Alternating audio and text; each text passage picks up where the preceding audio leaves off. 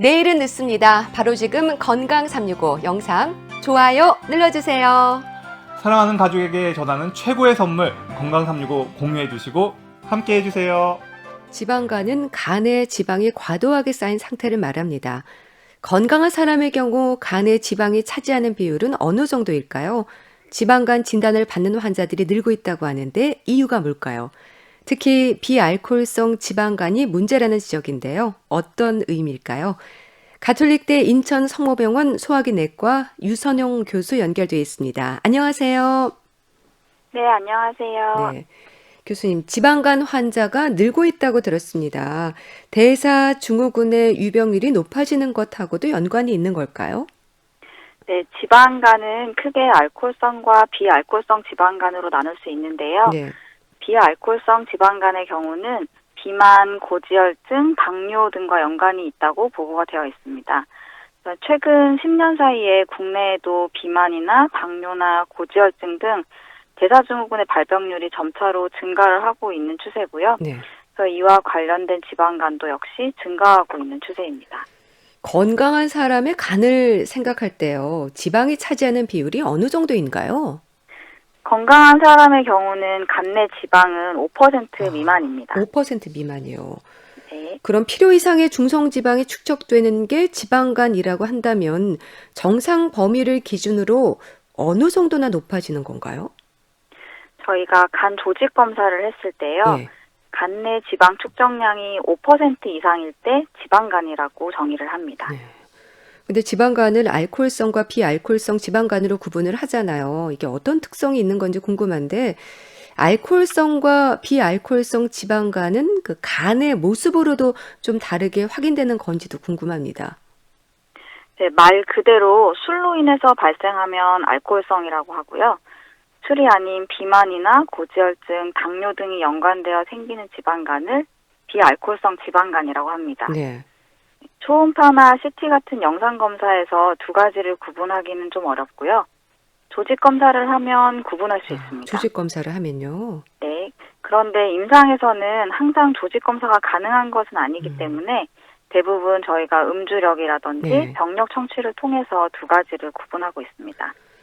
요즘은 뭐 지방간 진단이 늘고 있는데요. 어느 쪽이 더 많은가요? 이 중에서. 정확히 보고된 바는 없는데요. 우리나라는 전 세계적으로도 알코올 소비량이 좀 많은 나라입니다. 네. 그래서 아직은 알코올성 지방간이 더 많을 것으로 생각이 되고요. 네, 건강검진을 하신 분들을 대상으로 조사를 한 거에 따르면 비알코올성 지방간이 적게는 16%, 많게는 한 33% 정도로 보고되고 있습니다. 그렇군요. 자, 오늘은 특히 비알코올성 지방간에 대한 말씀을 좀 듣고 싶은데요. 이렇게 술을 마시지 않음에도 지방간 진단을 받는 경우, 이럴 때 많이들 좀 당황하실 것 같습니다. 병원에서도 질문을 많이 받으실 것 같은데 어떻습니까? 네, 많은 분들께서 이제 건강검진을 받고 간 수치 이상으로 내원해서 지방간 진단을 받습니다. 네. 제가 지방간 때문에 간 수치가 오른 것 같아요라고 말씀을 드리면 보통 처음으로 하시는 말씀이 다 저는 술도 안 마시는데 왜 지방간이 그러니까요. 생겼나요? 네, 그렇게 말씀을 하세요. 네. 네, 그러면 이제 지방간은 크게 종류가 두 가지고 꼭 술 때문에 생기는 것은 아니다라고 설명을 드립니다. 그리고 최근에 이제 체중이 늘진 않았는지 네. 고지혈증이나 당뇨로 치료받고 계시진 않은지 여쭤보고요. 이런 지방간 진단을 받으면 이제 살을 빼라는 말을 많이 듣거든요. 특히 뱃살에 대한 지적을 받는데 이게 뱃살이 가장 큰 원인이 되는 건가요? 꼭 가장 큰 원인은 아니지만 예. 이 비알코올성 지방간의 연관 인자 중에 비만이 있습니다. 그리고 실제로 비만 수술을 받은 분들 중에 90% 정도에서 지방간이 동반되어 있다고 보고가 되고 있습니다. 그렇군요. 근데 겉으로 볼 때는 비만하지 않은 분들에게도 뱃살에 대한 지적이 나오는 건 이게 마른 비만, 내장 비만 이런 경우인 거죠. 뱃살이 왜 이렇게 위험한지도 궁금합니다. 내장 비만이 있으면 인슐린 저항성이라는 게 커집니다. 예. 우리 몸에서 인슐린이 하는 역할이 뭐냐면 우리가 섭취한 포도당을 근육이 쓸 수 있게 해주는 거거든요. 그런데 저항성이 생기면 포도당을 근육이 쓸 수 없고 쌓이게 되는 거죠. 네. 그러면 또 비만을 야기하고 이런 게 계속 악순환이 되는 거고요. 이렇게 인슐린 저항성으로 생기는 질환이 이제 대표적으로 복부 비만, 당뇨, 고지혈증 등이고 이런 걸 통틀어서 흔히들 알고 계시는 대사증후군이라고 합니다. 대사증후군. 네, 그래서 이러한 대사증후군은 또 지방간의 원인이 되고요. 이 비알코올성 지방간이 지방 간염으로 발전하고 간경화나 간암으로도 이어질 수 있다는 말을 들었습니다. 그런가요? 네, 맞습니다. 아. 비알코올성 지방간 질환은 저희가 크게 단순 지방간, 그리고 지방으로 인해서 간에 염증이 생기는 지방간염, 이러한 염증이 쌓이고 쌓여서 간이 굳어가는 간경변으로 크게 나눠지고요. 간경변이 진행하면 이제 간암으로도 진행할 수 있습니다. 그럼 그렇게 지방간에서 끝나는 게 아니라 간경화나 간암으로까지 이어지는 경우도 비교적 흔합니까? 네, 적게는 10%에서 많게는 30%까지 단순 지방간에서 이제 지방간염으로 진행을 하고요. 예. 또 지방간염 환자의 10%는 간경변으로 진행을 합니다. 그리고 비알코올성 지방간으로 인한 간경변증 환자에서 간암 발생률은 연간 2에서 3% 정도로 보고 있습니다. 비알코올성 지방간의 경우도 관리를 철저히 하셔야겠네요. 네. 그런데 지방간 자체의 증상이 없는 상태에서 검진해서 알게 되는 경우가 많잖아요. 그럼 어떻게 조심해야 할까 궁금해지는데 사실 지방간이 흔해서인지 크게 걱정하지 않는 분들도 많으신 것 같아요. 네. 성인이면 지방간 다들 있는 거 아니냐고 물어보시는 분들이 많이 있습니다. 네, 물론 지방간이 흔한 질환이기는 하지만 이렇게 지방간염이나 간경변, 결국에는 이제 간암까지도 생길 수 있어서 중요한 거고요. 네. 또 간은 이제 침묵의 장기라고들 많이들 말씀을 하시잖아요. 실제로도 지방간이 지방간염이나 간경변, 간암이 될 때까지 아무런 증상이 없는 경우가 대부분입니다. 그래서 정기적으로 건강검진을 잘 받으시는 게 중요하고요. 그럼 그렇게 별다른 증상이 없긴 하지만 그래도 느껴지는 의심 증상이 있다면 좀 알려주세요. 앞에 말씀드린 대로 대부분 증상이 네. 없고요. 약간의 증상이 있으신 분들은 피로감 정도, 피로감 그리고 정도. 네, 오른쪽 윗배에 뭔가 불편한 느낌이 있다 이렇게 호소하시는 분들이 있고요. 네, 이런 느낌이 있으면 일단 기저에 간질환이 없다 하더라도 간질환을 의심을 하고 혈액 검사나 영상 검사를 해보시는 것이 도움이 될 수 있습니다. 건강검진에서 복부 초음파를 하게 되고 또 초음파로 지방이 쌓인 간의 모습을 이제 확인하게 되는 거잖아요. 근데 궁금한 게 초음파상으로도 심한 정도를 가늠할 수 있는 건가요? 이렇게 조직 검사가 필요하다거나 소견이 나올 때가 있잖아요. 네, 간내 지방 축적량이 30% 이상이면 초음파에서 지방간 확인이 가능합니다. 근데 초음파상에서 보이는 간의 밝기나 혈관상 등을 통해서 저희가 경증, 중등증, 중증 지방간 이렇게 구분을 하고요. 그런데 앞서 말씀드린 것처럼 위험한 건 그냥 단순 지방간이 아니라 지방간염이거든요. 지방간염. 네, 그래서 초음파에서 사실 지방 축적량이 많다고 해서 꼭 염증이 있는 건 아닙니다. 그럼 간 조직 검사를 통해서 지방간염의 위험을 판단하는 건가요? 네, 지금으로서는 비알코올성 지방간에서 지방간염을 구분하기 위한 방법은 조직검사밖에 없습니다. 그런데 간 조직검사라는 게 조직검사용 바늘로 간을 직접 찔러야 하는 시술이거든요. 네. 그래서 간단한 시술이라고 해도 침습적인 시술이라서 위험이 또 따르고 또 비용 문제도 있고 그래서 모든 지방간 환자에게 조직검사를 할 수는 없고요. 네. 그래서 요즘은 간 섬유화도 검사나 간 섬유화 척도를 계산해서 염증으로 인한 간 손상 진행이 의심되면 그때 조직 검사를 권유를 합니다. 네. 지방 간염으로까지 발전하지 않도록 치료를 잘해야 될 텐데요. 교수님, 지방간 치료는 뭔가요? 약물 치료법이 있는 건가요? 안타깝게도 아직까지는 지방 간염을 직접적으로 치료하는 증명된 약은 없습니다. 예.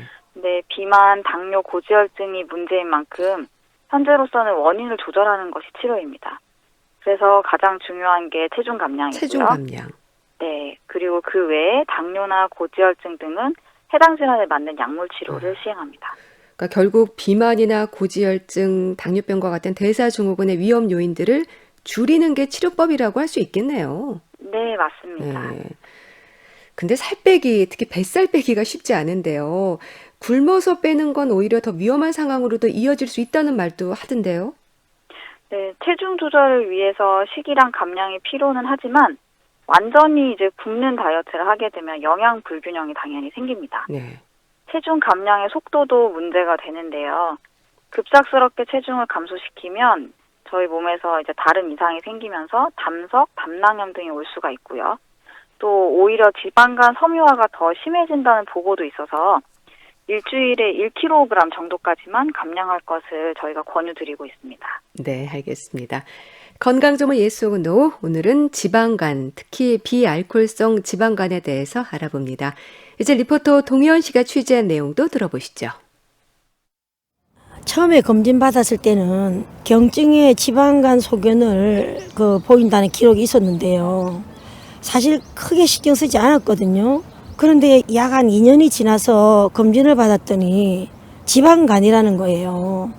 체중 조절에 이제 필요하다는 말도 들었고 내장 비만이 심하다고 하는데 제가 고기는 잘 안 먹는데 빵이랑 떡을 좋아하거든요. 근데 빵이랑 떡부터 끊으라는 거예요. 근데 밥 대신 떡으로 먹으면 안 되는 건가요? 전체 열량을 생각해서 밥을 안 먹고 빵이나 떡으로 대신하면 그건 괜찮은 건지 알고 싶거든요. 밥은 안 먹어도 괜찮은데 특히 떡은 포기하기가 쉽지 않을 것 같아요.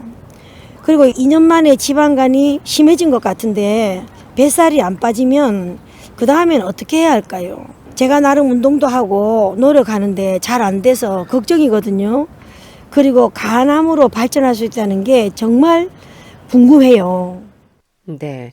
2년 전에는 경증의 지방간이라는 소견이었고 2년 후 검진 결과에서 지방간 진단을 받았다고 합니다. 교수님, 일반적으로 지방간에도 진행 속도라는 게 있나요? 지방간의 정해진 진행 속도라는 건 없고요. 네. 생활 습관에 따라 심해질 수도 있고 좋아질 수도 있습니다. 2년 사이에 체중이 증가했다거나 아니면 지방간을 일으킬 수 있는 식습관 변화가 있었다면 지방간이 진행할 수 있습니다. 뱃살을 빼라는 말을 들었다는데 밥 대신 빵과 떡으로 대신하면 안 되는지도 질문을 하셨어요.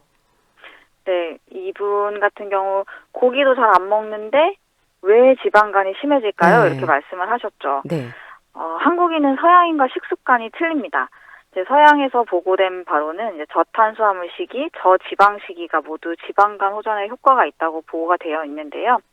우리나라의 경우는 총 에너지 섭취 중에 탄수화물 비율이 65% 이상입니다. 그렇군요. 네, 지방 섭취는 20% 미만이라 사실 줄일 게 별로 없습니다. 예. 그래서 한국인의 경우는 저탄수화물 식이 그리고 저과당 식이를 하는 게 중요합니다. 이분의 경우는 빵과 떡이 문제였던 거고요. 네. 그리고 밥도 쌀이고 떡도 쌀인데 이렇게 생각하실 수 있는데 곡물을 가루를 내고 오래 조리할수록 당 섭취가 빨라집니다. 그래서 또 같은 부피 같아도 당연히 떡과 밥은 밀도가 틀리죠. 예. 그래서 떡보다는 밥이 더 낫다고 볼 수 있겠습니다. 그렇군요. 지방간이 간암으로까지 이어진다는 말이 걱정이라고 하시는데요. 운동도 하고 노력하는데도 불구하고 뱃살 빼는 일이 쉽지 않다고 하셨습니다. 지방 간염에서 간암으로까지 이어질 수 있는 위험 상황들이 올까봐 걱정을 하시는데 교수님 어떤 조언을 해주실까요? 네, 아까 말씀드렸던 것처럼 전체 지방간이 있는 환자들 중에 한 1% 정도에서는 이제 간암으로 발전할 수가 있습니다. 네. 네, 많이들 해보셔서 아시겠지만 체중 조절이 정말 쉽진 어렵죠. 않거든요. 네, 평생 유지해오던 식습관을 바꾸기도 쉽지가 않고 식사량을 줄이기는 더 어렵습니다. 네. 네, 안타깝게도 지금으로서는 지방간 치료를 위해서 노력으로 할 수 있는 건 체중 조절밖에는 없습니다. 네. 밥, 떡 말씀드렸는데요. 떡보다는 밥을 드시고 도저히 식사량을 줄일 수 없다 하시면 저는 보통 이제 흰 쌀밥 대신에 현미밥을 드시기를 권해드립니다. 현미밥을요? 네, 포만감은 비슷하지만 칼로리는 낮게 유지하는 거죠. 네. 지방간 호전을 위해서는 이제 성인 권장 칼로리보다 500kcal 정도는 줄여서 섭취를 해야 됩니다. 네. 그러니까 적게 드시던지 아니면 같은 양을 드시고 싶으시면 칼로리가 낮아야 되겠죠. 예. 이 비알코올성 지방간의 위험이 아이들에게도 올 수 있나요? 아무래도 식습관이 좀 서구화되면서 아이들도 걱정이 되는데요. 네, 비알코올성 지방간 질환의 정의는 성인과 소아가 동일합니다. 네, 저는 이제 내과 의사라서 사실 소아지방간 환자를 접할 기회가 많지는 않은데요. 네. 제가 접하는 이제 젊은 분들은 군 입대를 위해서 신체 검사를 했는데 간 수치가 이상하다. 이렇게 오시는 갓 성인이 된 환자들입니다. 네. 이제 그분들의 체중 변화 양상을 보면 어렸을 때부터도 지방간이 있었겠구나 예상은 되고요. 네, 놀랍게도 소아지방간 질환은 2세부터 보고가 되어 있고요. 네. 그리고 이게 진행해서 간 경변증으로 진단된 가장 어린 나이는 8세입니다. 아, 네, 우리나라에서 소아청소년 비만의 유병률이 증가 추세인 걸 감안을 하면 그러면 이제 비알코올성 지방간 질환도 함께 증가할 가능성이 높다고 생각이 됩니다. 그렇겠네요. 네, 피자나 치킨, 햄버거 같은 고탄수화물, 고지방식이 또 애들이 좋아하는 이제 콜라, 사이다 이런 과당이 많이 들어있는 음료수가 지방간의 원인이 될 수 있으니까 아이들이 좋아한다고 해도 자제시키는 것이 간을 지키는 방법이라고 생각이 됩니다. 네. 비알코올성 지방간을 해결하기 위해서는 식습관을 비롯한 생활 습관이 중요하다는 생각인데요. 조언을 해주신다면요. 네, 저희가 이제 말씀을 드릴 때 저탄수화물, 저과당식이가 중요합니다. 이렇게 말씀드리면 네. 어떤 게 저탄수화물식이고 어떤 게 저과당식이냐 이렇게 물어보시는데요. 이제 빵, 과자, 라면 이런 밀가루 음식은 다 탄수화물이 높은 그런 식입니다. 그래서 이런 것들은 반드시 삼가를 해주셔야 되고 그리고 콜라, 사이다, 이온 음료 이런 것들은 이제 과당이 많이 들어있는 음료수입니다. 그래서 이런 것도 피해 주셔야겠고요. 네. 또 하나 피하셔야 할 것이 한국인들이 정말 좋아하는 믹스커피입니다. 믹스커피요. 네, 그래서 믹스커피만 끊어도 지방간이 호전되는 분들이 꽤 많거든요. 그래서 이런 식습관 조절을 좀 해주셔야 되고요. 네. 그리고 운동은 오래 유지할 수 있는 좋아하는 걸 하시는 게 좋습니다. 그래서 뭐 꼭 유산소를 해야 합니다. 뭐 꼭 근력 운동이 해야 합니다. 이런 건 아니거든요. 그래서 좋아하는 걸 이제 일주일에 2번 이상은 30분 이상씩 숨이 차도록 하셔야 도움이 되니까 꾸준하게 이렇게 유지하시는 게 중요하겠습니다. 네. 자, 건강정보 예스 혹은 노. 오늘은 지방간, 특히 비알코올성 지방간에 대해서 알아봤는데요. 가톨릭대 인천 성모병원 소화기내과 유선홍 교수와 함께했습니다. 말씀 감사합니다. 네, 감사합니다.